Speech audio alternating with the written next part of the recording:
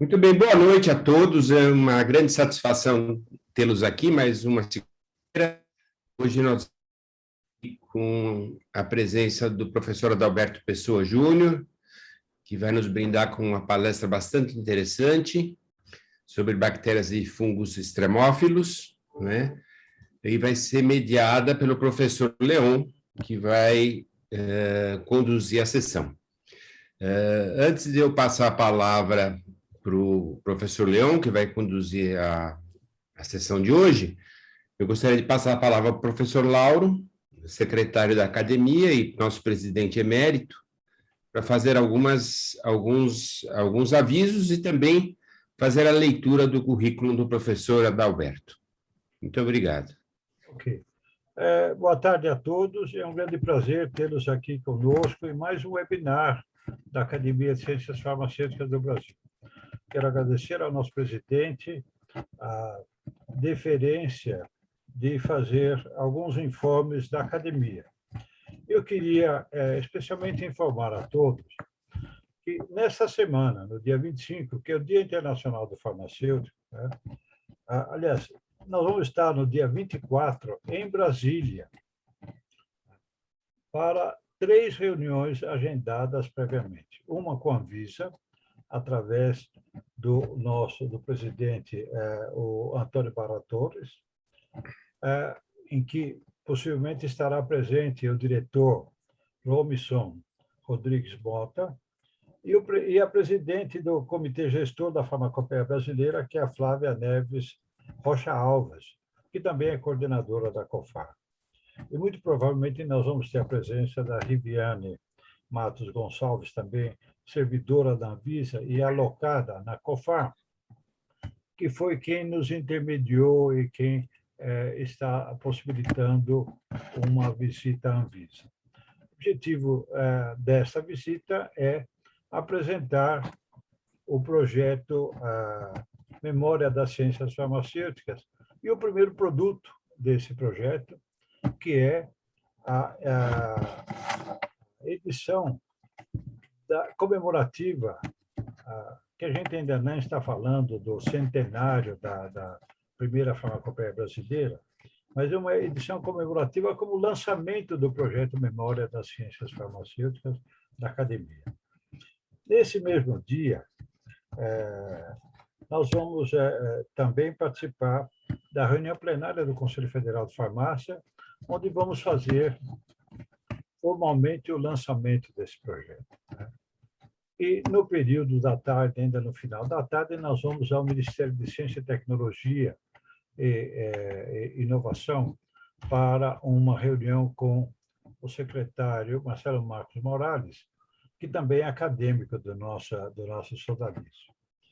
Portanto, nós teremos 3 visitas no dia 24 de setembro, em Brasília, para lançar esse projeto Memória das Ciências Farmacêuticas e o primeiro produto dessa memória, que é a reedição da Farmacopeia Brasileira, a primeira edição de Rodolfo Alvim. Era praticamente essa informação que a gente queria passar aos senhores, sobre a nossa agenda dessa semana. Em relação ao nosso querido Adalberto Pessoa Júnior, eu não vou ler todo o currículo dele, viu, Michel, porque é muito grande. Eu só vou falar com muita saudade, porque eu fui, durante algumas décadas, professor do Departamento de Tecnologia Bioquímico-Farmacêutica, nosso velho FBT, Bloco 16 da cidade universitária. Eu entrei lá em 70 e poucos e saí em 2008 na compulsória. Mas eu não vou falar de mim, mas eu vou falar do Adalberto. O Adalberto chegou muito depois que eu saí, e ele veio para preencher vagas que nós tínhamos e trouxe conhecimentos muito diferenciados, para enriquecer o Departamento de Tecnologia Bioquímica e Farmacêutica. Ele não é farmacêutico de formação, e aqui, nossa, agora como é que eu vou chamar? Ele tem doutorado em tecnologia bioquímica, nossa, eu não estava preparado para fazer essa leitura, né?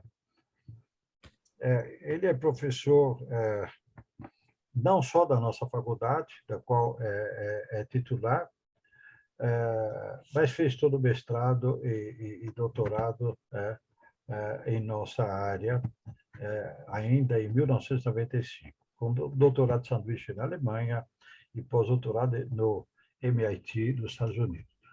É uma pessoa com excelente formação e, muito especialmente, ele fez uma pesquisa que é encantadora, e a gente quer ouvir um pouco mais desse assunto, que são as pesquisas que ele fez na Antártida, né? Buscando os micro-organismos extremófilos e o que se pode extrair desses mecanismos. Eu vou pedir, então, depois, né, que o Adalberto faça fale um pouco da sua formação, mais breve, para a gente não perder muito tempo, que a gente quer ouvir você falar sobre as suas experiências com os micro-organismos, especialmente da Antártida. Muito obrigado novamente por aceitar o convite e ao Leon também por nos prestigiar. Ok.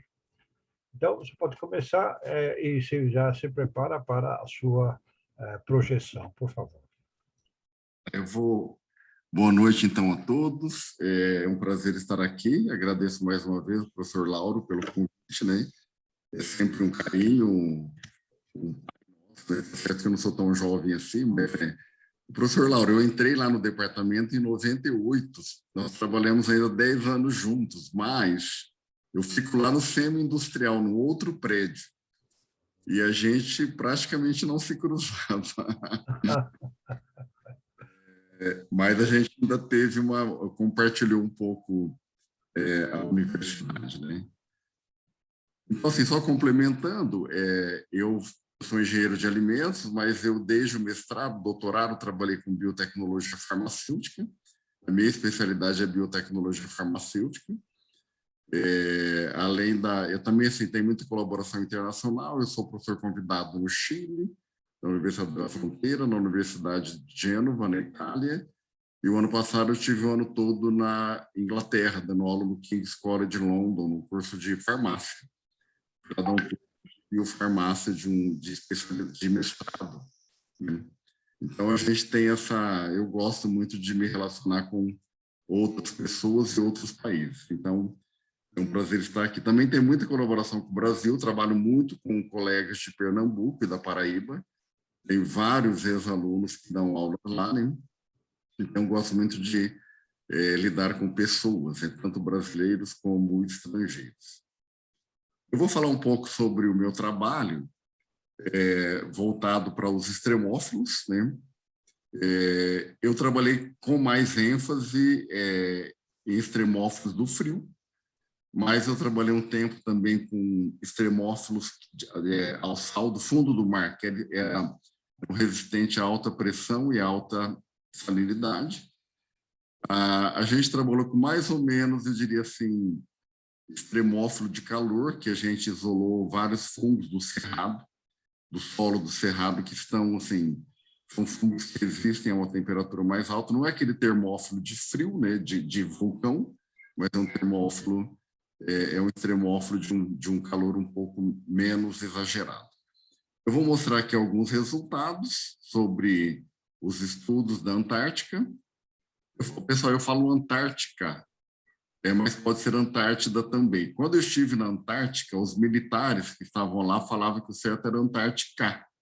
Quem roubou o nome foi a cerveja, né? E não o contrário. E por quê? Antártica é o inverso de Ártico. Então, é o hemisfério ártico e o antártico. Então, eles falam que é mais Antártica. Então, eu vou falar que é Antártica, tá? É mais comum a gente ouvir Antártida, né? E aí eu vou fazer uma introdução, dar uma contextualizada no tema, para que a gente possa entender um pouco sobre os nossos queridos extremófilos, né? Vocês estão vendo minha tela? Estamos sim, estamos sim. Eu vou aqui, tá. Bom, primeiramente eu queria Só vou diminuir aqui uma tela de vocês. Eu queria primeiro divulgar esse livro. Esse livro a gente publicou agora em julho. Saiu publicado pela Taylor & Francis, é um livro sobre Pharmaceutical Biotechnology, biotecnologia farmacêutica, com foco em aplicação industrial. Nós publicamos em inglês, eu, o professor Michele Vítolo, e meu colega de Londres, o Paul Frederick Long. Ele já está à venda pelo site da Amazon, né? Encontra-se pelo Google também. Então, convido a quem tiver interesse em comprar esse livro. Ele não tem similar em conteúdo, porque ele é um foco bem industrial. A gente vê muito biotecnologia farmacêutica em livro, mas, assim, é muito em escala de laboratório. A gente deu um foco eminentemente industrial. Essa é a versão em português, né? Biotecnologia farmacêutica. Na prática, é o seguinte: esse livro em inglês seria uma tradução deste livro em português, uma versão, né? Mas aí nós acabamos fazendo uma versão ampliada, mais aprofundada do que a versão em português. Futuramente, a gente pode até passar a versão em inglês para português também.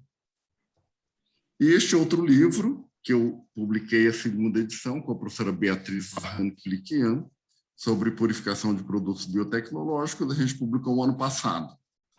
Eu estava na Inglaterra, mas nós publicamos aqui no Brasil em português. Uma segunda edição, revista ampliada de um livro que nós publicamos em 2005. É um livro que fez muito sucesso. E aí a editora nos convidou para fazer uma nova versão, uma nova edição. Então, terminando as propagandas, né?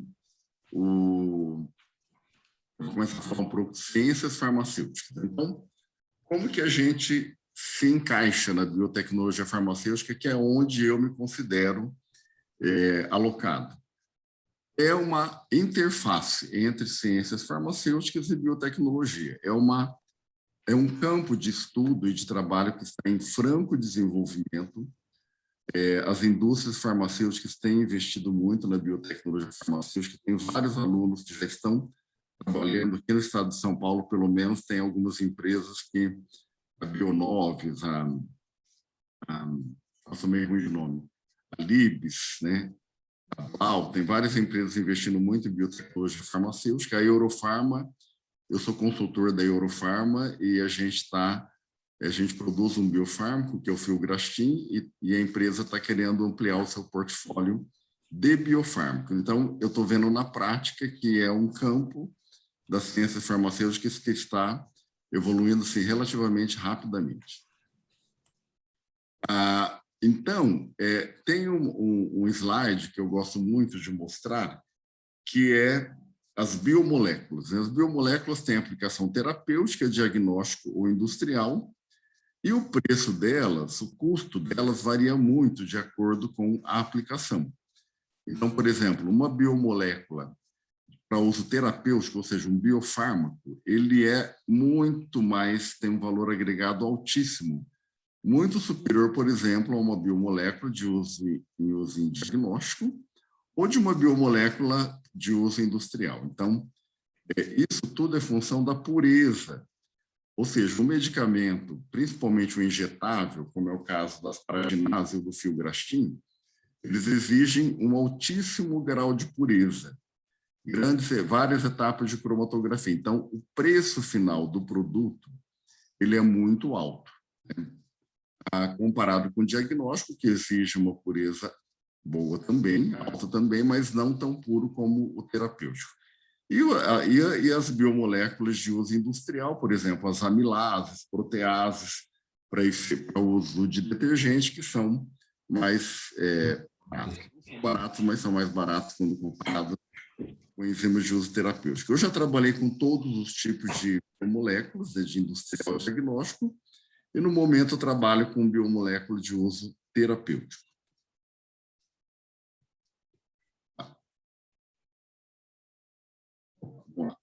Então, quando a gente fala, faz a combinação de biotecnologia ou biotecnologia microbiana com as ciências farmacêuticas, a gente tem uma área que são as biomoléculas extremofílicas, né, que é uma área interessante que a gente vai abordar aqui. Para a gente desenvolver um bioprocesso microbiano, a gente tem várias vantagens do que em comparado com bioprocesso de origem vegetal ou animal. Por exemplo, planta. Planta a gente sabe que é uma fonte importantíssima de medicamentos, né? Mas se a gente conseguir com que um biofármaco seja produzido por uma bactéria, uma levedora ou um fungo filamentoso, ele é muito mais rápido, porque uma planta demora semanas ou meses para crescer, enquanto que um micro-organismo demora minutos para crescer. Então, sempre que a gente consegue algum biofármaco que seja produzido por via biotecnológica, via microbiana, a gente tem preferência. E uma vantagem dos microbianos é que eles têm a possibilidade da gente isolar bactérias e fungos extremófilos. São processos simples de seleção, né, e isolamento. A gente pode utilizar, por exemplo, tendo um micro-organismo, a gente pode ter inúmeras fontes de carbono e nitrogênio para produção da biomolécula que nos interessa. Por exemplo, o medicamento proteico, como é o caso das paraginases ou dos hormônios, da insulina, são moléculas que têm exigência de fontes de carbono e nitrogênio. Então, a vantagem da gente trabalhar com micro-organismos é que eles possibilitam que a gente utilize diferentes fontes de carbono e nitrogênio e busque aquela mais adequada, inclusive mais barata. Os micro-organismos eles oferecem uma diversidade metabólica, ou seja, uma bactéria, por exemplo, nós isolamos fungos na Antártica, que eles produzem, além de asparaginases, produzem lipídios, produzem vitamina A. Então, nós temos essa grande vantagem dos micro-organismos. O mesmo micro-organismo, ele tem uma diversidade metabólica que possibilita que a gente produza vários compostos a partir de um só micro-organismo. Eles são facilmente adaptáveis, tanto a ambientes como a condições de crescimento. E uma outra importante vantagem, os micro-organismos permitem sintetizar enantiômeros específicos. Então, por exemplo, no nosso caso, a gente produz a L-asparaginase. Então, a gente sabe que é a L, não tem risco de ter um outro tipo de enantiômero. Então, onde obter o micro-organismo para desenvolver um processo industrial?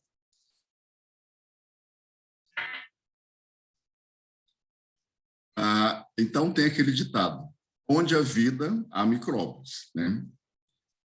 Por exemplo, um vulcão, né? E esses ambientes estranhos aqui. Se tem vida, né? Tem micro-organismo. E a diversidade microbiana, ela não é aleatória, ela está em função das condições do ambiente. Então, se ela está num vulcão, é porque ela tolera altas temperaturas. Se ela está num ambiente que tem muito enxofre, por exemplo, é porque ela tolera ambiente com alta concentração de enxofre. Ou se ela está num ambiente que tem muito metal pesado, é porque ela tolera este ambiente. Então, a presença de micro-organismos não é aleatória, ela é função da seletividade do ambiente.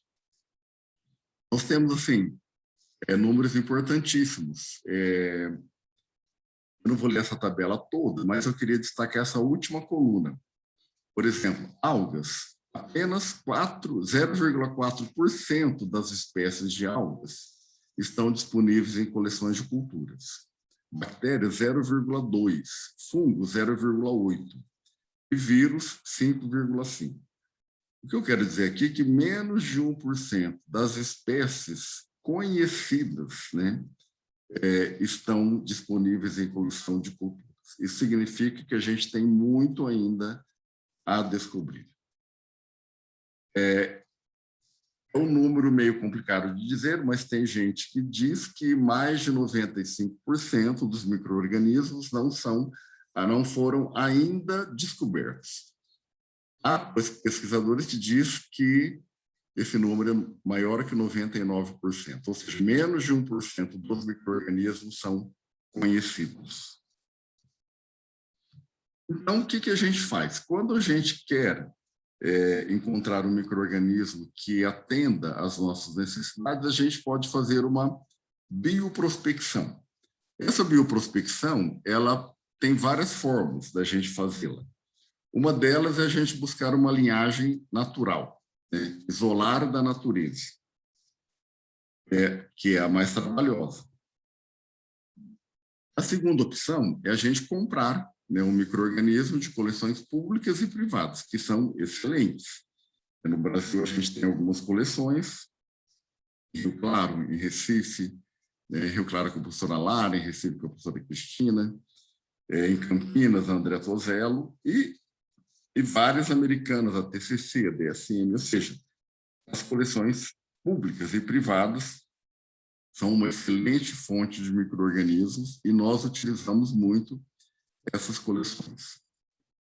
E uma terceira opção é fazer um melhoramento genético, ou uma produção heteróloga, né? Ou uma produção heteróloga. O que é? A gente pega, por exemplo, a gente isola uma bactéria e faz o melhoramento para que essa bactéria ou fungo superexpresse a produção de uma determinada molécula ou de um determinado biofármaco. A gente pode superexpressar, por exemplo, a produção de um biofármaco, de uma bactéria nela mesma. Então, transformar a própria bactéria numa superprodutora.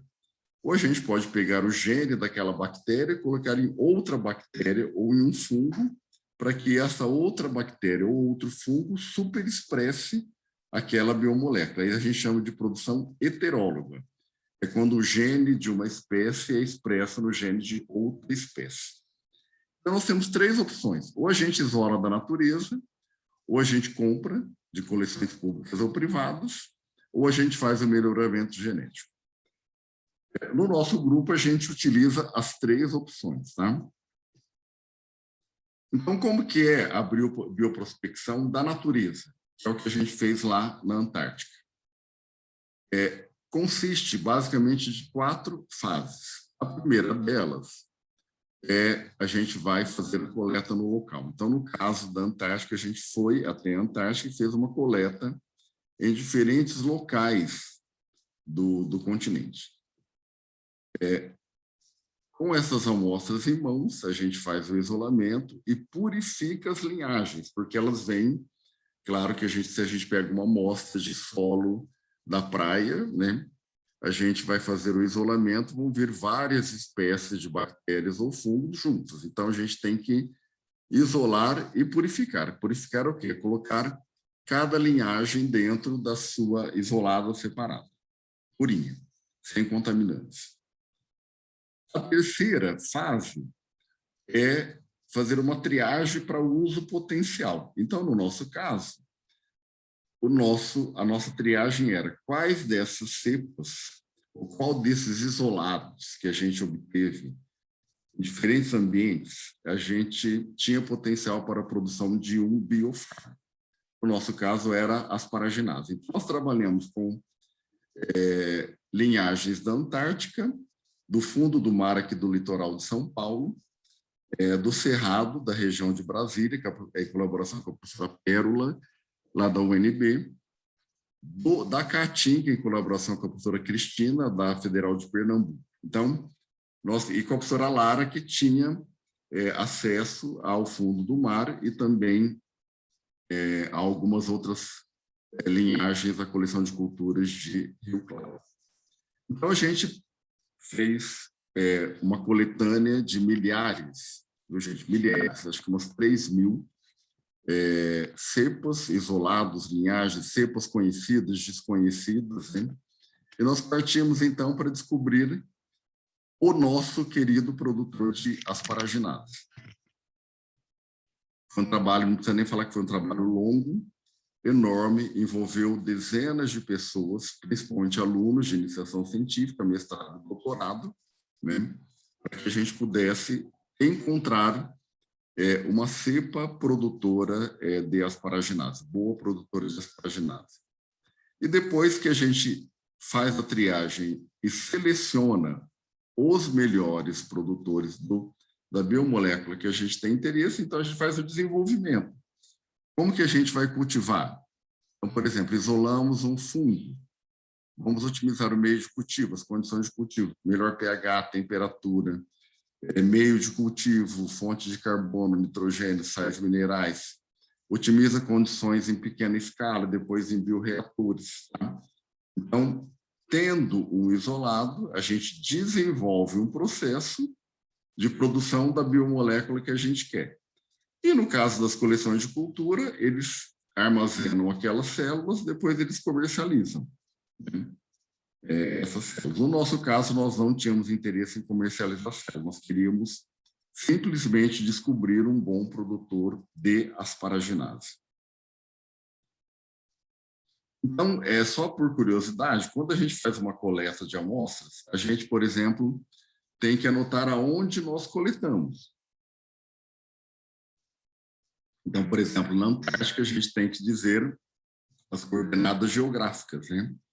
Então, por exemplo, se a gente ia no meio do mar, a gente pegava um barco lá com o pessoal da Marinha brasileira, 2 militares nos levavam até um determinado ponto do mar, na Antártica, e a gente coletava uma amostra do fundo do mar.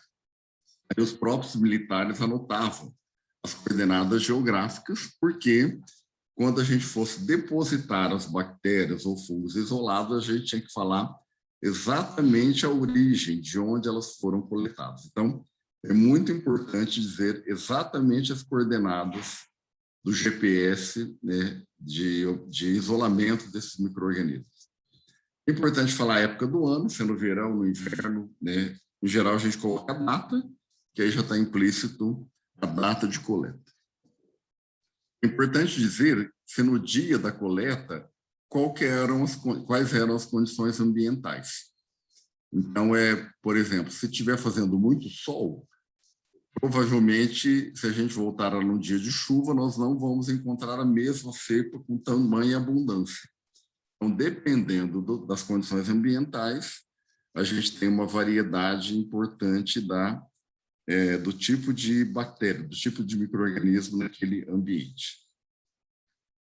Quando a gente isola de plantas, por exemplo, o pessoal principalmente aqui, a professora Cristina, lá de Pernambuco, ela faz muito estudo de plantas, né? E ela descobre uma planta, ela seleciona uma planta, um cacto, por exemplo, ela isola o máximo de micro-organismos que ela pode daquele cacto e depois identifica e veja se eles têm potenciais para a produção de várias moléculas. Então, a Cristina, no trabalho desenvolvido com a gente, ela tentava estudar os produtores de asparaginase. Então, é importante saber a idade da planta, o estado fisiológico, se tem flores, se ela retirou aquela bactéria das flores ou dos frutos, qual que é a parte coletada, se é o caule, se é a raiz. Tá? Se for de animal, por exemplo, nós coletamos asparaginase de água-viva no litoral de São Paulo, aqui em São Sebastião. O nosso parceiro da Inglaterra, ele vem muito para o Brasil para coletar água-viva, que ele estuda produção de medicamentos de veneno da água-viva. Então, nós aproveitamos as águas-vivas que ele usava para extrair o veneno para isolar a asparaginase. É importante a gente ter uma ideia da idade da água-viva, do tamanho, do sexo. Essa parte biológica, para falar a verdade, não é minha praia, mas tinha o pessoal da biologia que ia junto lá coletar, por exemplo, água-viva para identificar essas características do animal. Isso é tudo importante para a gente poder caracterizar. Se eu encontrar uma excelente produtora de asparaginase, eu tenho que saber a localização, a época do ano, a gente tem que saber tudo sobre ela. Então, depois que a gente faz a coleta dessas células, né, vamos falar células, micro-organismos, a gente armazena, em geral, na geladeira, inicialmente numa geladeira, a gente faz um rápido processamento, que é o isolamento, uma purificação, e depois congela, de preferência no ultrafreezer, a menos 80 graus, para que elas, em condições adequadas, por exemplo, na presença de glicerol a 20% ou 30%, para que elas permaneçam ali por vários anos. Então, aqui tem alguns exemplos, né, de ambientes extremos, por exemplo, o gelo. Aqui é um ambiente com muito enxofre, aqui é um ambiente muito seco, aqui é um ambiente salino. Então, a gente tem micro-organismos em todos esses ambientes, que a gente fala ambientes hostis. Então, assim, eu vou começar dando um exemplo. Nós temos micro-organismos que crescem em condições altamente ácidas. A gente tem micro-organismos que crescem em pH menor do que 1. Xerófilos são micro-organismos que crescem em ambiente muito seco, né? No deserto, por exemplo. Termófilo, que cresce em altas temperaturas, no vulcão. Halófilo, que cresce no sal, né? Em salinas ou até no fundo do mar. E psicrófilo, que é o que a gente trabalhou, que são micro-organismos que crescem no frio, né? Então, a gente tem aquele psicrófilo, que é aquele que prefere crescer no frio.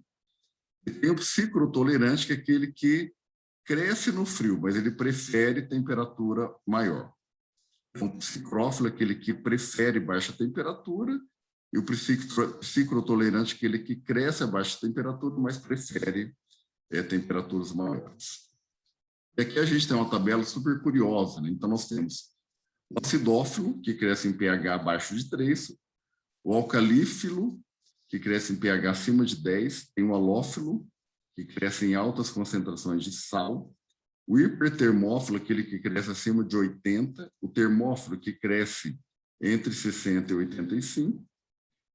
Temos aqui, gente, que é até difícil de pronunciar,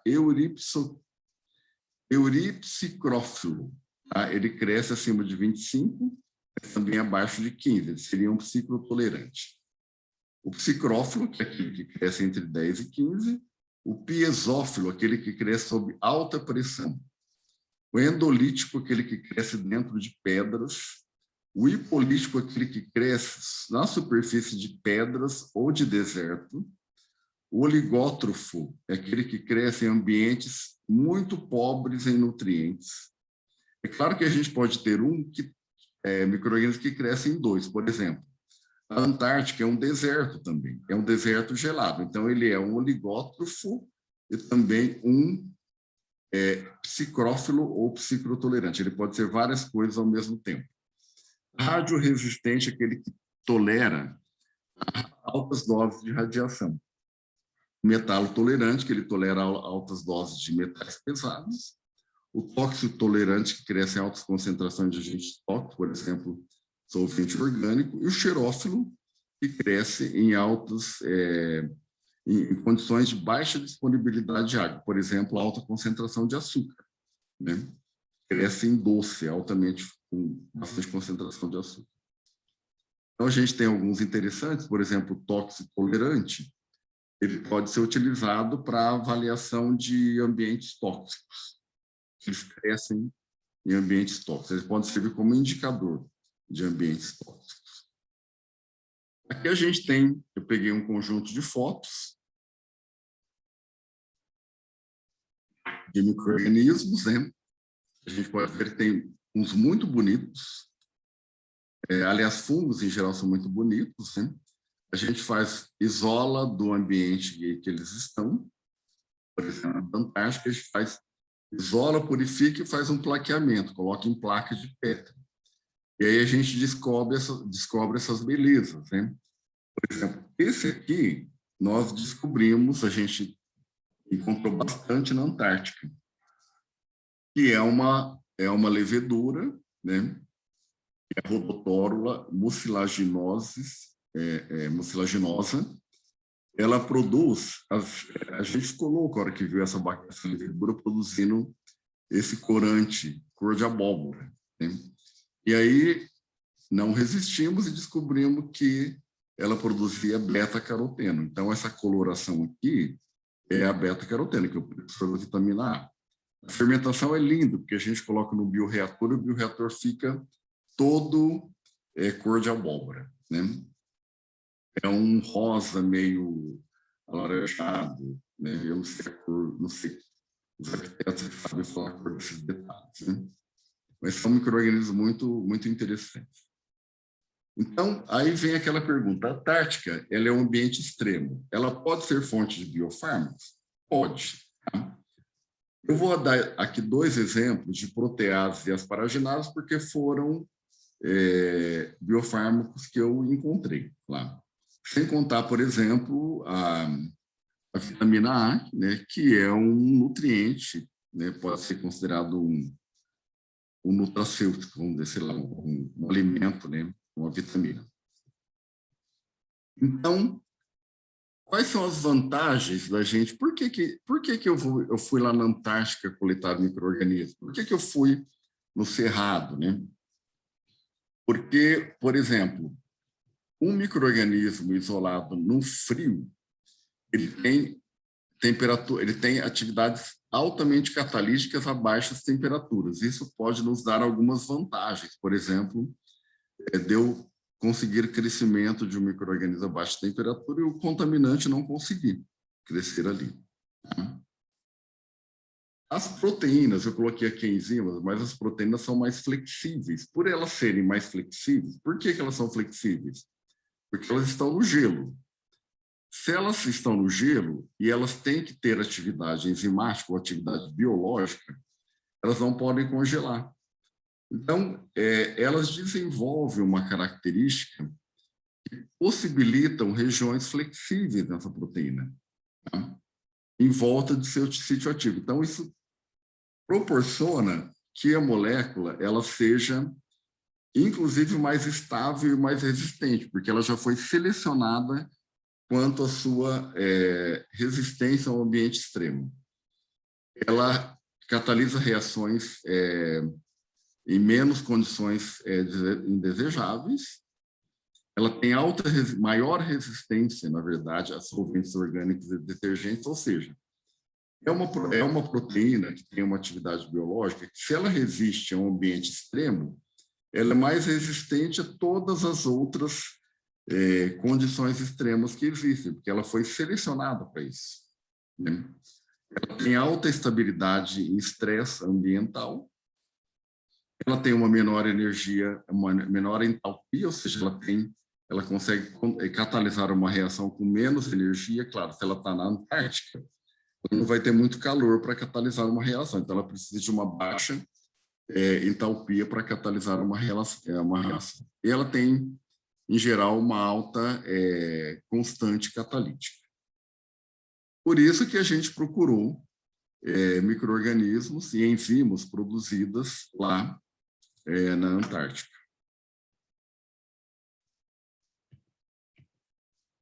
Não está andando aqui, deixa eu ver se consigo. Eu vou dar um exemplo aqui de proteases, né? A gente vê muito protease na papaina, né? Tem a papaina, vocês sabem que é a protease encontrada na papaya, que é o mamão, né? Ela é muito usada como anti-inflamatório, para limpeza de feridas, como antibacteriano. Então, as proteases são proteínas, são enzimas, né? São proteínas importantes para uso farmacêutico, amplamente utilizadas, tá? Já existem, por exemplo, muito utilizadas como auxiliares digestivos e vem sendo cada vez mais desenvolvido para tratamento de feridas, inflamação e infecção de feridas. O que nós fizemos? Quando nós fomos para a Antártica, nós isolamos micro-organismos do solo, de rocha, da praia, do fundo do mar e também de animais marinhos. Como havia outros pesquisadores lá na Antártica estudando, por exemplo, esses animais todos, né? Por exemplo, solo de pinguim, onde os pinguins se reproduzem, né? Estrela do mar, o ouriço marinho. Então, o que a gente fazia? A gente aproveitava as coletas dos colegas para a gente isolar os nossos micro-organismos. Então, nós não coletamos esses animais, mas nós aproveitamos as coletas dos colegas. Assim como eles também aproveitavam as nossas amostras para isolar o que eles queriam, ou bactéria, ou micro-organismo, ou alguma outra, até análise de solo, até a análise físico-química do solo. Então, para vocês terem uma ideia, esse aqui à direita é o mapa da Antártica, tá? A estação brasileira, estação de pesquisa brasileira, fica aqui nessa ponta da Antártica. Existe um grupo de brasileiros que vai aqui no Polo Sul, tá? Fica aqui no meio da Antártica. Aqui no Polo Sul só tem gelo. Aqui no limite, na beira da praia, a gente já tem, no verão, a gente foi no verão, então a gente tem, inclusive, algumas plantinhas. Então, é muito mais rico de micro-organismos nessa região à beira-mar. Então, olhando aqui essa ponta, né, a estação brasileira fica aqui dentro dessa península, que é a ilha de, isso aqui é uma ilha de Rei Jorge. Na verdade, ela é uma ilha que está próxima do continente. E essa aqui é a estação Almirante Ferraz, né, brasileira, que é onde tem a estação. Agora a gente tem uma estação nova e aqui a gente ficava de frente para o mar. Esse mais branco é o mar. E a gente visitava esses pontos, né, o ponto amarelo, que era muito rico em enxofre. A gente fazia missões, né, rápidas, porque lá em 2, 3 horas você tem que ir e voltar, porque o tempo é muito perigoso, e a gente coletava as amostras por aqui.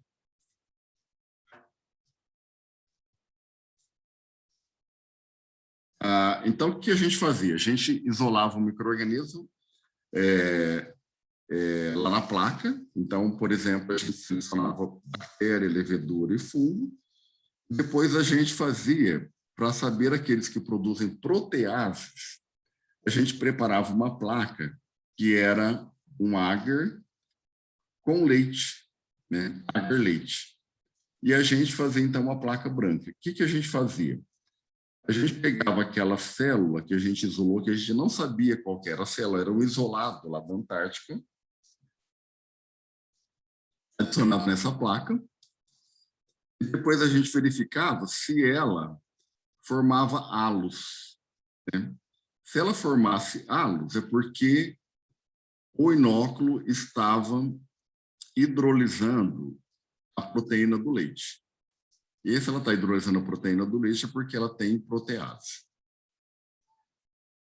Então, a gente media os diâmetros de halos em 24, 48, 72 horas para saber qual isolado produzia mais protease. Então, a gente tinha vários isolados que produziam protease e a gente selecionava aqueles que formavam halos maiores, ou seja, que produziam mais protease. Depois, esse aqui era um teste semi-quantitativo e depois a gente media atividade proteolítica para ter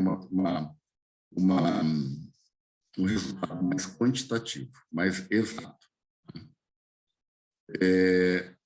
Aqui, a gente fez depois um cultivo submerso. Depois que a gente isolou, por exemplo, uma levedura, no caso aqui, essa daqui, por exemplo, que é aquela produtora de beta-caroteno, uma levedura. Depois que a gente isolou, a gente estocou em glicerol a menos 80, guardou lá no ultrafreeze.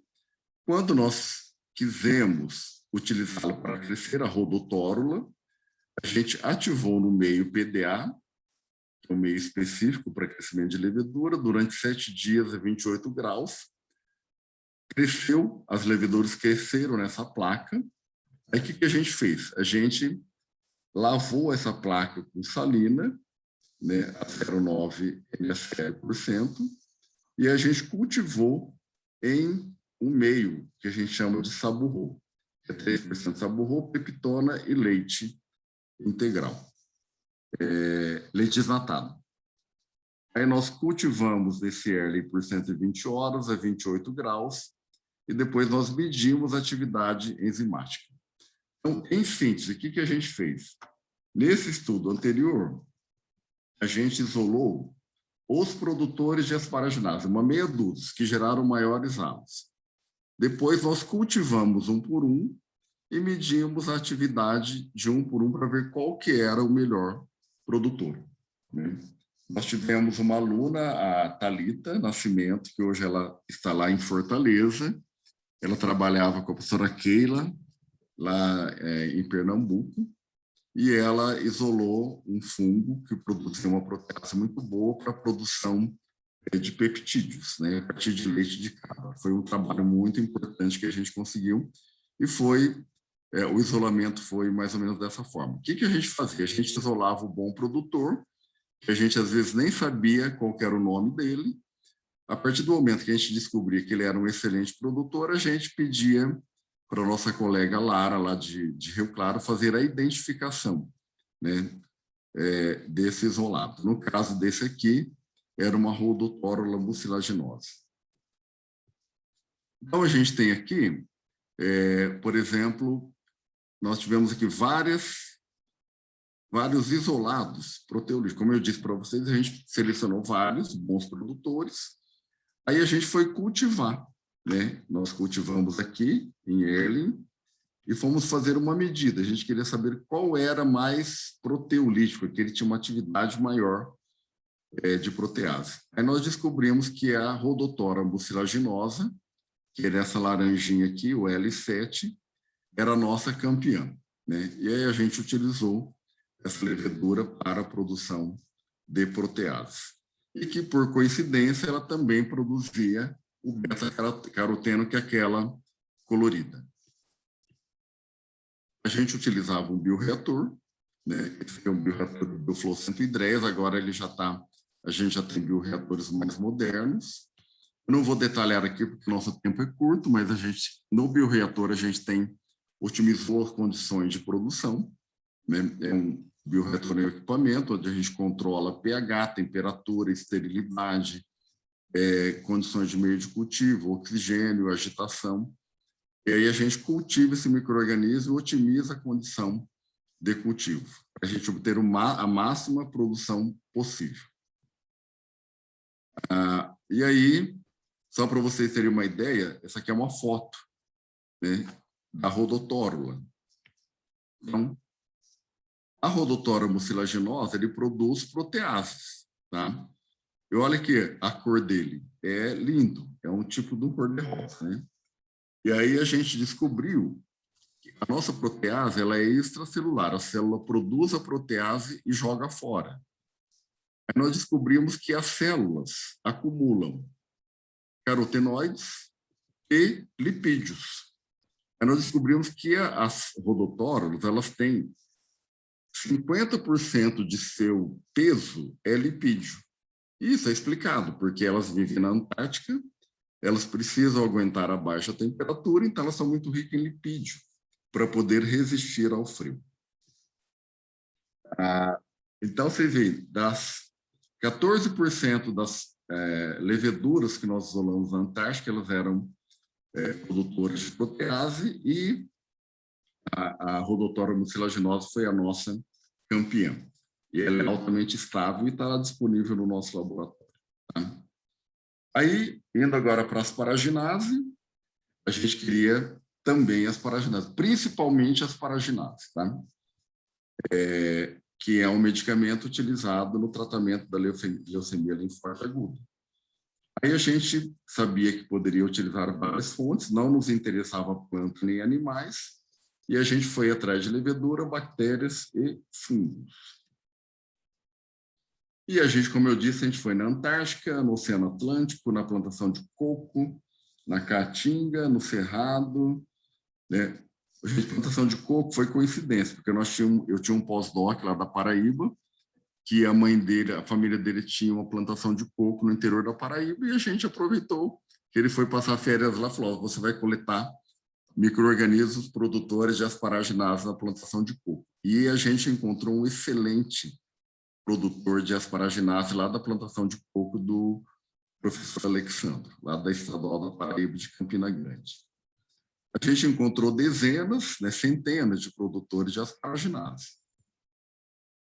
Então, asparaginase, só para vocês entenderem, é um biofármaco utilizado no tratamento da leucemia linfóide aguda, ou linfoblástica aguda, é um câncer de sangue ou da medula óssea, né? Ele progride rapidamente se não tiver tratamento, e a asparaginase é utilizado no tratamento precoce da LLA.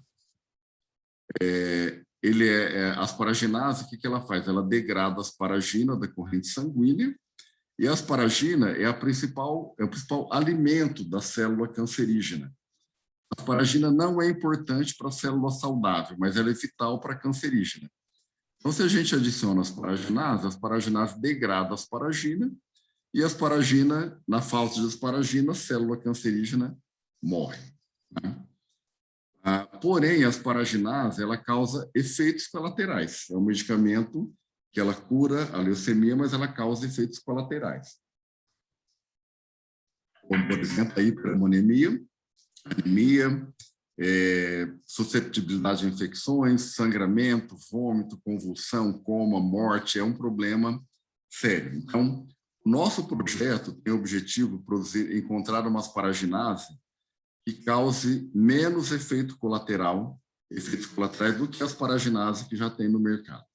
Eu diria que a gente já tem 2 asparaginases que têm excelentes características que a gente já patenteou, já estamos fazendo testes pré-clínicos e já estamos, inclusive, já temos uma reunião marcada com a Eurofarma essa semana para a gente conversar sobre a produção em escala industrial.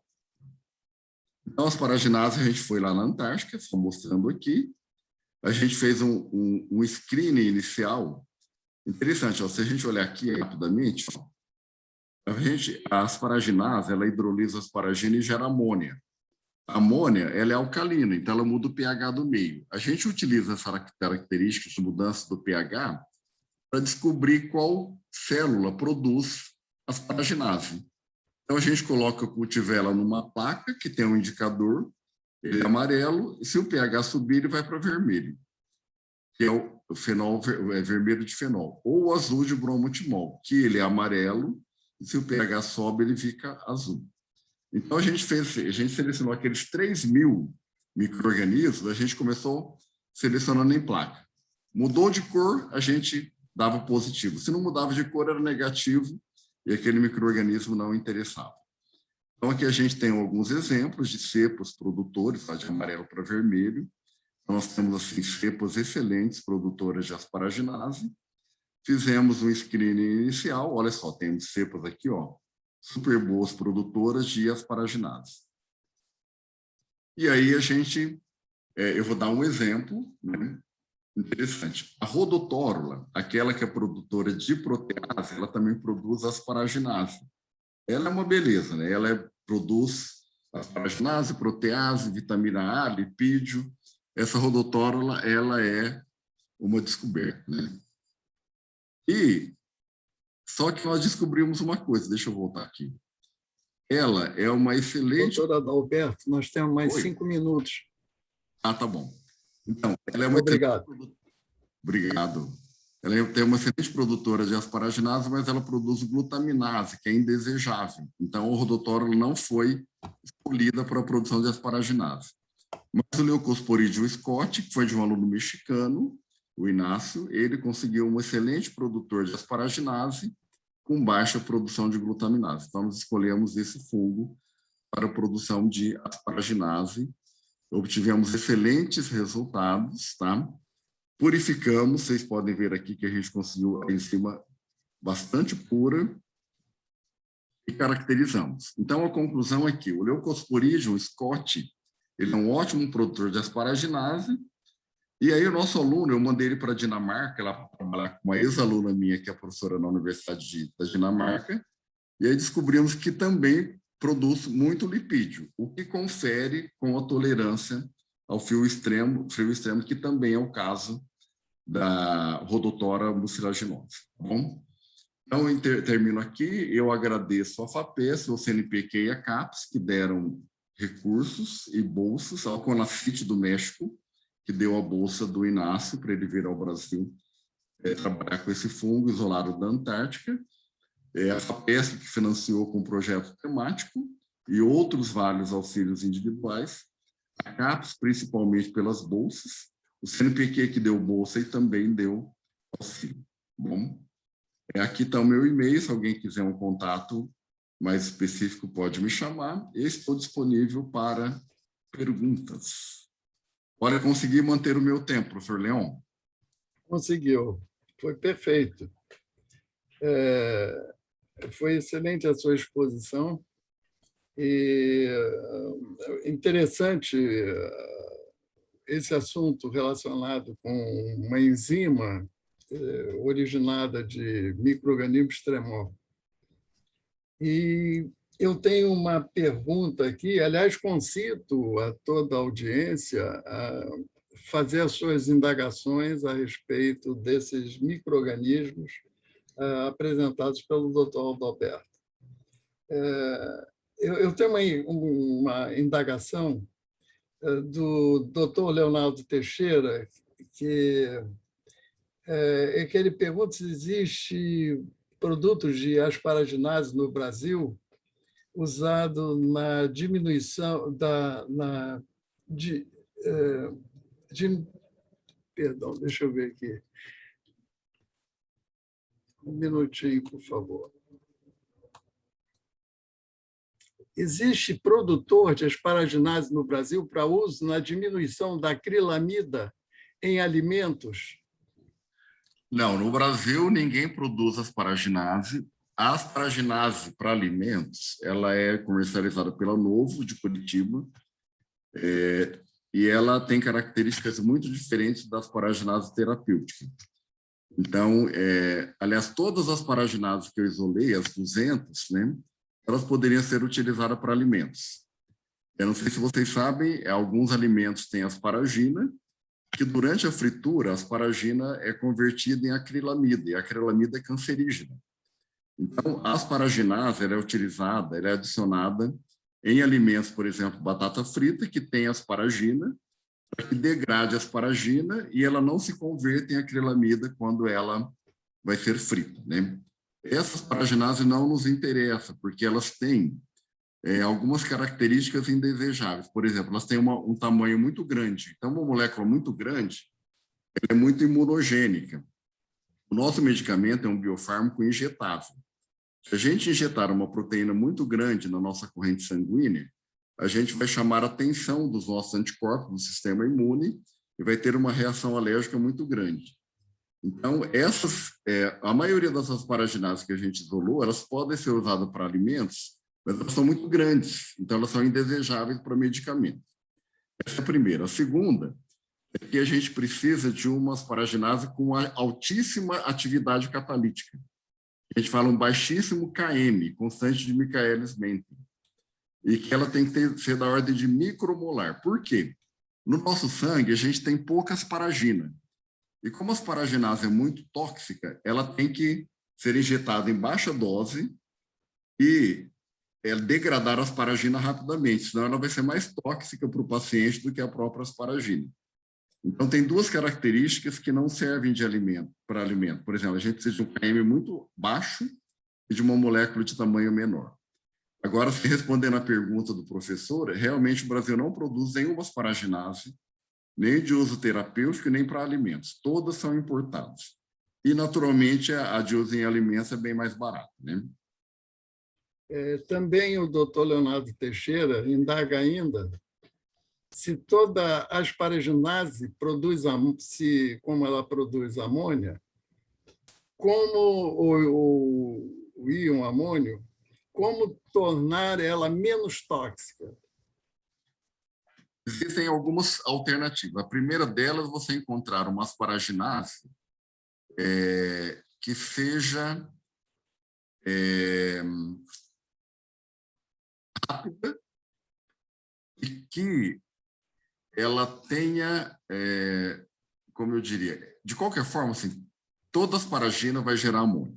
Então, não tem como ficar livre da amônia, tá? A amônia é neurotóxica e a gente vai ter esse problema. Uma das alternativas que a gente está usando é usar, por exemplo, um tipo de encapsulamento que a gente consiga reter essa amônia, parte dessa amônia, por exemplo, ou liberá-la em pequenas quantidades. Então, a gente nanoencapsular, fazer uma nanobiotecnologia de tal forma que a gente encapsule a asparaginase e ela, ao invés dela liberar a amônia de uma vez e formar um pico, ela libere em baixas concentrações, de tal forma que ela vai liberar a mesma quantidade, porém em doses baixas, contínuas e baixas. Essa é a alternativa. A gente injetar uma baixa dose de asparaginase, uma asparaginase que seja estável, o maior tempo de meia-vida, que ela seja nano-encapsulada e que ela libere a amônia em pequenas doses e essa dose seja sempre abaixo da neurotoxicidade. Esse é o grande desafio. É um desafio. É isso. Tá bem. Doutor Leonardo, alguma coisa a mais com relação a essa sua colocação e a resposta dada pelo doutor Adalberto?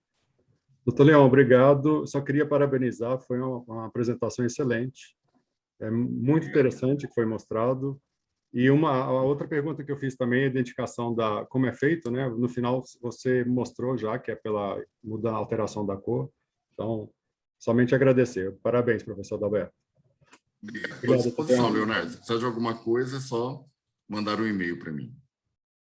Doutor Adalberto, se não tiver na nossa audiência alguém que queira fazer alguma colocação ou indagação, eu teria duas perguntas de caráter geral. Então, eu vou indagá-las. Entre os fungos extremófilos, não sei se houve essa curiosidade nas suas pesquisas, se eles podem produzir microbianos úteis aplicáveis à medicina humana. Como é que o senhor vê isso?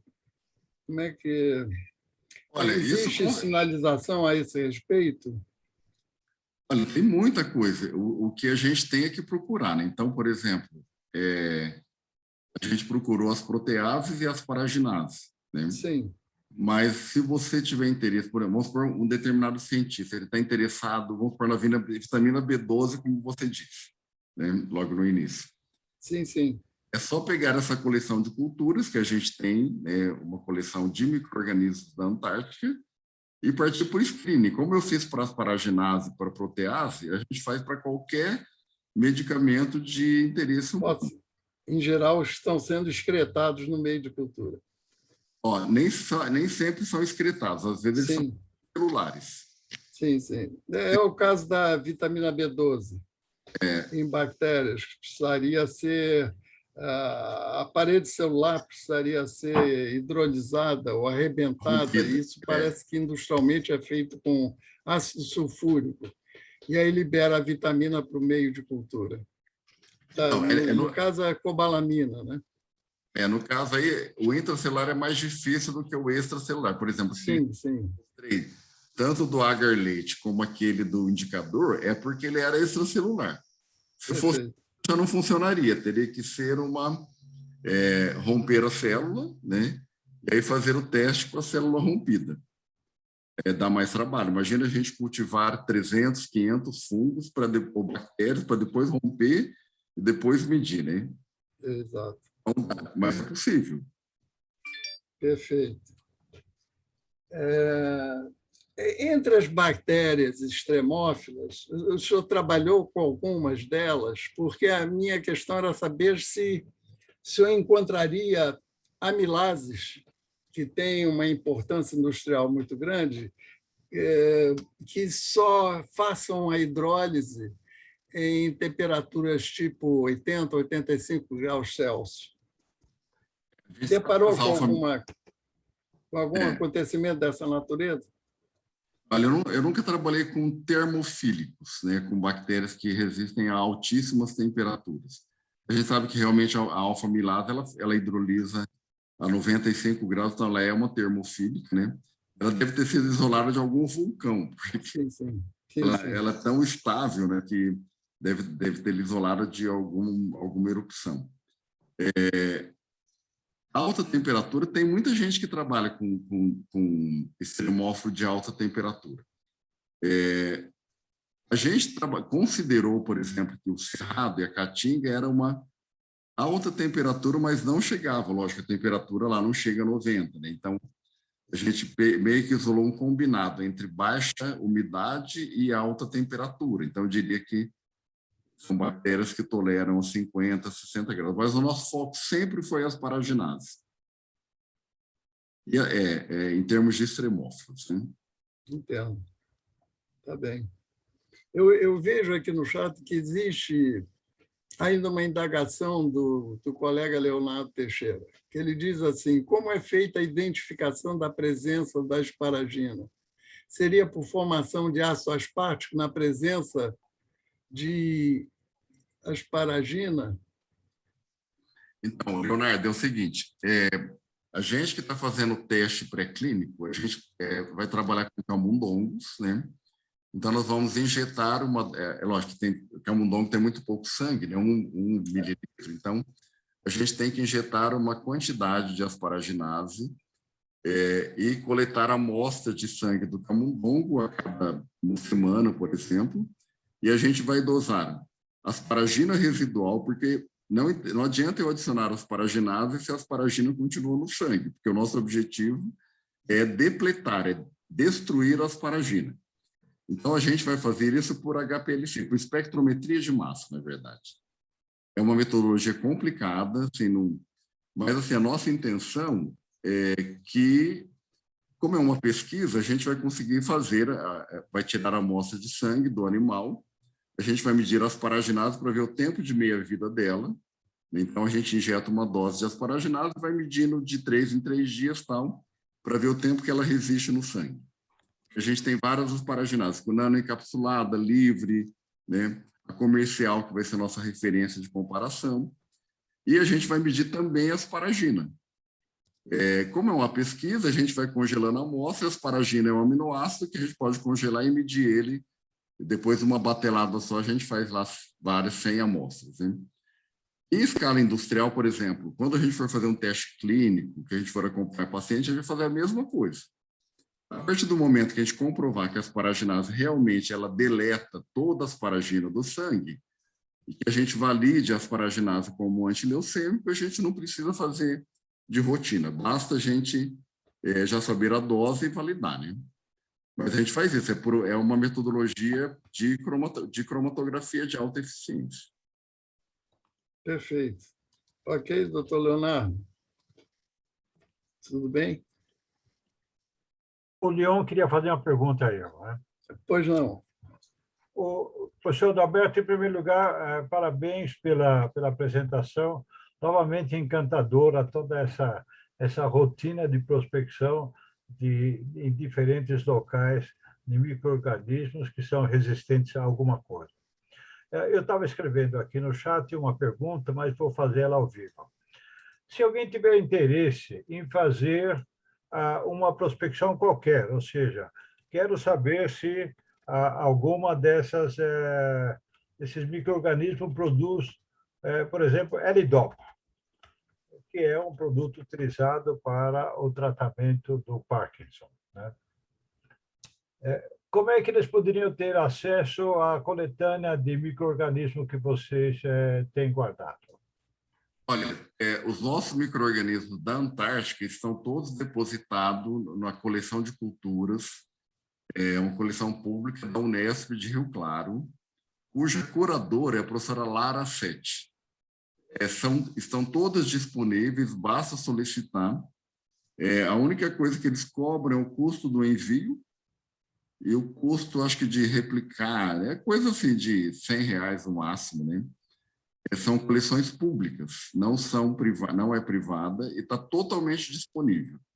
Então, por exemplo, se vocês quiserem, se alguém tiver interesse em fazer bioprospecção deste composto, da Antártica, então ela pode passar a coleção inteira, vamos supor, tiver alguém disponível, né, disposto, e fazer um screening da coleção inteira, né? Ela tem bactérias, fungos, filamentosos e leveduras, né?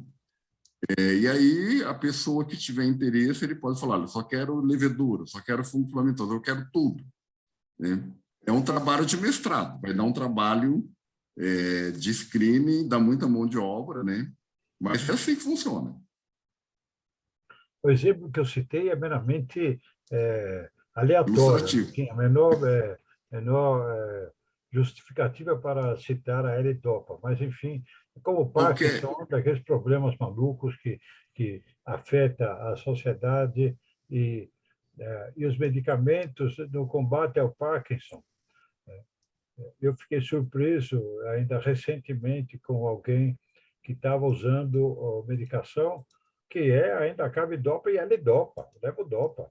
Ou seja, evolução dos tempos em que eu fabricava o Deadopa no Instituto De Angeli. Na década de 70 até agora, praticamente não houve nenhum acréscimo de um novo fármaco. Nossa, realmente. Precisa de investimento em ciência mesmo, né? Tecnologia. De modo que outra pergunta que eu faria, só assim como curiosidade, que nós estamos vivendo uma safra de encantamento pelos probióticos. O mundo, de um lado, teme vários micro-organismos que exercem efeito danoso ao ser humano e aos animais. E, por outro lado, o encantamento de ter micro-organismos que são benéficos. Quer dizer, uma coisa um pouco controversa e um pouco estranha. Alguém se interessou por algum probiótico da Antártida? Na hora que você começou a falar, eu lembrei disso, mas eu acho que ninguém ainda se interessou. Sabe por quê? Pode ser. Os micro-organismos da Antártica, eles crescem muito lentamente. Então, o nosso objetivo é identificar um produtor de asparaginase da Antártica, mas não crescê-lo no micro-organismo nativo. Porque o micro-organismo que resiste ao frio, ele cresce muito devagar.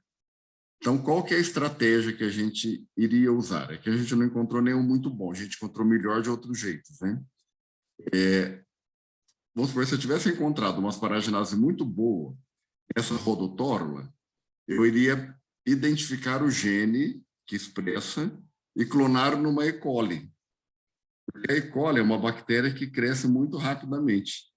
Por exemplo, a E. coli ela tem um tempo de geração de 20 minutos, 18 minutos. Uma bactéria da Antártica ela demora 2, 3 horas para replicar. Então, ela não é vantajosa do ponto de vista industrial. Então, a gente transforma ela em heterólogo. A gente pega o gene da bactéria da Antártica e clona numa E. coli. E cresce rapidamente, que a indústria gosta de E. coli. Então, essa é a estratégia. E o probiótico, já que você está falando de probiótico, eu não vejo vantagem, porque se ela cresce muito lentamente, a indústria não vai querer cultivar uma bactéria da Antártica, porque industrialmente não vai render muito para eles. A não ser que ela tenha uma característica probiótica tão vantajosa que vale a pena, né? Mas, assim, eu não conheço ninguém. Deve ter, viu? Você deve ter, mas eu não conheço. Nós estamos aqui com um trabalho, eu vou fazer mais uma intervenção, me perdoe de continuar monopolizando o diálogo. Nós tivemos, muito recentemente, o professor Agustín Garcia Suero, da Espanha, que nos fez uma apresentação encantadora sobre antocianinas. E vi que você estava falando desta rodotórula que produz beta-carotenos. Então, possivelmente, deve ter também algum micro-organismo que produz alguma antocianina assemelhada àquelas do nosso açaí, ou da jabuticaba, ou da uva, alguma coisa desse tipo, que poderia ser ainda melhor do que aquelas naturais, talvez. Pode acontecer, mas eu diria que a probabilidade é baixa. Por quê? O beta-caroteno, ele é uma provitamina A, ele é uma vitamina lipossolúvel, ele tem características lipídicas. E os micro-organismos da Antártica, eles, para resistirem ao frio, eles precisam ter uma capa lipídica. Então, o lipídio lá funciona quase como uma proteção para manter a sobrevida do micro-organismo. Eu não sei se a antocianina conferiria alguma característica que desse vida ao micro-organismo, porque o objetivo do micro-organismo é sobreviver, ele tem que viver na Antártica. Então, eu não sei se a antocianina ela tem uma capacidade de proteção Por exemplo, tem gente que busca protetor solar, porque na Antártica tem até o buraco da camada de ozônio. Então, as bactérias que sobrevivem lá, ou fungos, eles têm potencial de terem fotoprotetores, porque vocês estão sobrevivendo na superfície, né? Agora, a antocianina, eu teria que ver se ela tem alguma vantagem, porque o ser vivo só produz aquilo que é vantajoso. Ou algum micro-organismo que produzem em quantidade. Bem, mas era meramente especulativo. Eu vou agora deixar o pessoal, se quer fazer mais algumas perguntas. Eu já matei minha curiosidade. Estou encantado novamente com esse seu trabalho. E eu tenho que parabenizar o pessoal do nosso departamento. Eu estou falando nosso departamento porque fui de lá por mais de quase 30 anos, de modo que tenho aquilo como uma grande escola, o nosso departamento lá. Devolvo a palavra ao Leon, desculpe usurpar um pouco esse seu tempo, Leon, para fazer perguntas. Obrigado a todos. Doutor Adalberto, obrigado, doutor Lau. Doutor Adalberto, há uma série de mensagens aqui de elogios pela sua apresentação e elogiando o tema que foi escolhido, mas há ainda algumas perguntas e eu me daria o direito de fazê-las. A doutora Odete Gonçalves indagou se tem interesse em receber amostra com potencial de biomolécula. Ela vai mais adiante, dizendo biomolécula de fungo já depositado em banco de micro-organismos. Eu tenho interesse em... Se a doutora Odete quiser, por gentileza, pode se manifestar falando diretamente com o doutor Adalberto. Eu acho que vai ser melhor mesmo. Boa noite. Boa noite. Eu trabalho com fungos desde a graduação. Aí encontrei o fungos no petróleo. A partir daí, eu fiz uma manipulação e mais uma formulação. E aí eu fiz mestrado com manguezal e nós fizemos 2 ou 3 patentes. Depois eu fui para doutorado e aí eu busquei de Mariana, aquele resíduo de mineração, e fiz todo o meu doutorado e foi muito bom. Aí eu fui para Portugal e fiz ecotoxicologia. A partir daí, estou terminando agora de fazer a patente número 7 já, que é sobre nanotecnologia, biocompostos, biomoléculas. Então, eu gostaria de saber se o senhor teria interesse, se eu mandasse uma amostra. Já coloquei os fungos no Banco de Dados de São Paulo, e ele já foi isolado, e está tudo certo. Então, se o senhor tivesse, sei lá, querer olhar, ver, porque eu tenho certeza que a nossa grande biomolécula ela está lá sim, porque ela fica cristalizada no sal. Então, primeiro nós fizemos em cristal de halita, quando foi manguezal. Agora nós estamos em cristal de ilita, com a mineração. Então, seria uma grande oportunidade. Sabe que a gente, Odete, eu trabalho com a Universidade de São Marcos, do Peru, e eles... É um projeto também de asparaginase. Eu recebi alguns alunos do Peru. Eles isolaram bactérias de uma salina famosa no Peru, eu não sei o nome, e eles trabalharam, e as bactérias produziam asparaginase. A gente trabalhou, está publicando. Você não tem dúvida de que é fungo que você trabalhou, né? Sim. Não tem dúvida de que eles produzem asparaginase, tá? Pela experiência que a gente tem, parece que era uma grande pergunta. Por que um fungo produz asparaginase lá na Antártica, né? Porque a asparaginase é um excelente absorvedor de nitrogênio. Então, quando o ambiente que a célula está é muito pobre em nutrientes, ela abre mão, ela produz asparaginase, que ela quer pegar nitrogênio que está livre por ali, né? Então, praticamente todas as células têm capacidade de produzir asparaginase, porque é uma forma dela lançar mão de uma possibilidade de nutrientes nitrogenados na falta de outros nutrientes, né? O ambiente que você isolou teus fungos, ele é um ambiente pobre, né? de pobre de nutrientes, salina, petróleo. Então, isso provavelmente ele vai produzir asparaginato, porque esse micro-organismo só chegou ali porque ele tem alternativas de absorção de nitrogênio, né? Agora, assim, eu já estou numa fase, nós já estamos nesse projeto há 8 anos. A gente já tem 2 produtores de asparaginato que têm vantagens assim, enormes. Já testamos pré-clínico e já estamos partindo para um projeto com o pessoal do Hospital das Clínicas, aqui da USP de São Paulo, até para já fazer teste em pacientes. Então, a gente está numa fase da pesquisa que a gente já saiu da bioprospecção, né? Fosse 6, 7 anos atrás, eu estaria caçando, os alunos saíam pegando folha de abacate, folha de goiaba, a gente pegava tudo, tanto é que tinha uma lá produtora da goiabeira que ela era excelente produtora de asparaginato, né? A gente ia no jardim, os alunos pegavam a amostra de jardim da casa deles para isolar fungo, levedura, o que fosse. Essa fase a gente já passou, a gente já está bem, a gente já, por exemplo, as 2 cepas que a gente tem, a gente já produziu, assim, otimizou em bioreatores, produzindo altas concentrações celulares, otimizamos o processo em descontínuo alimentar, que eu não tive tempo de mostrar aqui, né? Mas a gente já isolou, já otimizou a produção, já otimizamos a purificação, a gente já tem, assim, fizemos a proteômica puríssima, né? E já estamos fazendo formulação dela. Então, assim, essa fase de bioprospecção a gente já passou por ela, né? Mas eu tenho certeza que a asparaginase tem, viu?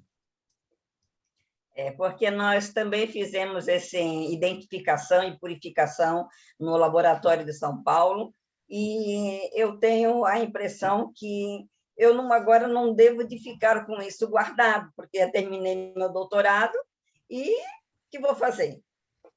Então, preciso que alguém realmente se interesse, que é para a gente colocar para frente. Deixa eu dizer o seguinte, trabalho científico é para isso. O importante é fazer como a gente fez com as nossas amostras da Antártica, né? Você depositar numa coleção de culturas pública. Porque a única forma que você tem de preservar as tuas cepas é depositando numa coleção, né? E aí eles vão caracterizar, ou mais perto de você, se for fungo, a melhor coleção que tenha é do pessoal de Pernambuco, da Federal de Pernambuco, da professora Cristina Mota. Ela tem uma coleção pública que não tem dono, né? A gente fala que é a coleção da Cristina, mas não é dela, né? Ela é curadora da coleção e ela trabalha com fungos filamentosos, né? Essa coleção dela é histórica, talvez seja a melhor e a maior coleção de culturas de fungos filamentosos do Brasil. E eles estão super bem equipados, eles fazem a identificação molecular, entram em contato com a professora Cristina Mota, do Departamento de Micologia da Federal de Pernambuco. Ela é a pessoa mais indicada para você depositar os seus fungos.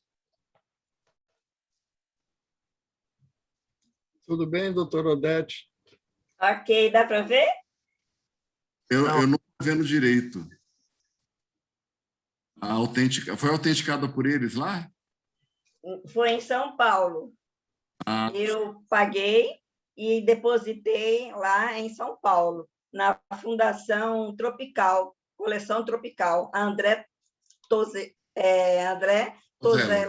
Ah, tá ótimo. Então, você já fez o que eu estou te falando. André Tozello, em Campinas, né?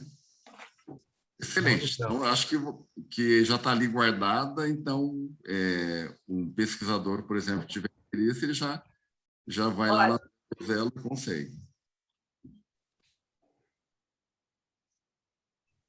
Pronto, Leon. Ok. São 2. Obrigada, viu, doutor? Foi muito boa a sua explicação, deu um norte, e assim nós vamos devagarzinho continuando. Boa sorte. Ainda temos. Obrigado, doutor Odete. Muito obrigado. Obrigado. O nosso presidente, Michel Filho, ele tem também uma indagação, que parece que é a última do lote. E eu vou lê-la. Que tipo de lipídios foram identificados nesses micro-organismos? Cadeia longa, cadeia curta, saturado, insaturado. Digo, insaturado, como ômega 3, 6, 9. O Michel fez uma pergunta bem específica, eu vi a tua pergunta. Os lipídios, não é o nosso foco de estudo. A gente identificou porque o meu aluno, quando ele foi para a Dinamarca, ele foi utilizar a produção de asparaginase e alguém lá desconfiou que produzia lipídio e realmente produzia muito lipídio. Acho que 50% da massa seca era lipídio. Eu, para responder essa pergunta, teria que ler a tese do Inácio, porque foi o último tópico do último capítulo que eu não queria nem colocar na tese. Ele falou, não, professor, eu consegui descobrir isso, eu quero pôr na minha tese, né? Eu, vou falar a verdade, não sei qual que é a característica.